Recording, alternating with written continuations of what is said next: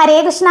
എല്ലാവർക്കും ലിപിദാസ് മീഡിയയിലേക്ക് സ്വാഗതം. ഇന്നത്തെ ടോപ്പിക് അടുക്കളയിൽ ഒളിഞ്ഞിരിക്കുന്ന അർബുദം, പ്രത്യേകിച്ച് യുവാക്കളിൽ. പാക്കറ്റ് ജങ്ക് ഫുഡുകൾ ആരോഗ്യത്തിന് ഒട്ടും നല്ലതല്ലെന്ന് എല്ലാവർക്കും അറിയാം.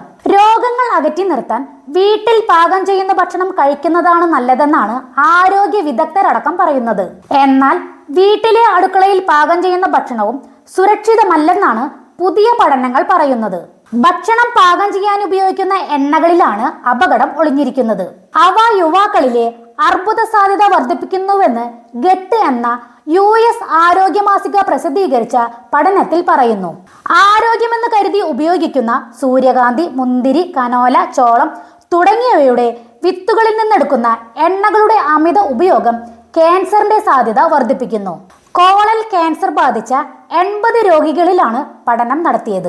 സീഡ് ഓയിൽ വിഘടിപ്പിച്ച് രൂപം കൊള്ളുന്ന ബയോ ആക്റ്റീവ് ലിപിഡുകൾ ഇവരിൽ ഉയർന്ന അളവിൽ കണ്ടെത്തി. ഇവ വൻകുടലിലെ അർബുദം വേഗത്തിൽ വ്യാപിക്കാൻ ഇടയാക്കും. സീഡ് ഓയിൽ മിക്കവരും വെളിച്ചെണ്ണയ്ക്ക് ബദലായി ഉപയോഗിക്കുന്നവയാണ്. എന്നാൽ 1900കളുടെ തുടക്കത്തിൽ മെഴുകുതിരി നിർമ്മിച്ച വില്യം പ്രോക്ടർ സോപ്പിലേക്ക് മൃഗങ്ങളുടെ കൊഴുപ്പിന് പകരം കണ്ടുപിടിച്ചതാണ് വില കുറഞ്ഞ സീഡ് ഓയിൽ. ഇത് പതിയെ ഭക്ഷണം പാകം ചെയ്യാനും ഉപയോഗിച്ചു തുടങ്ങി.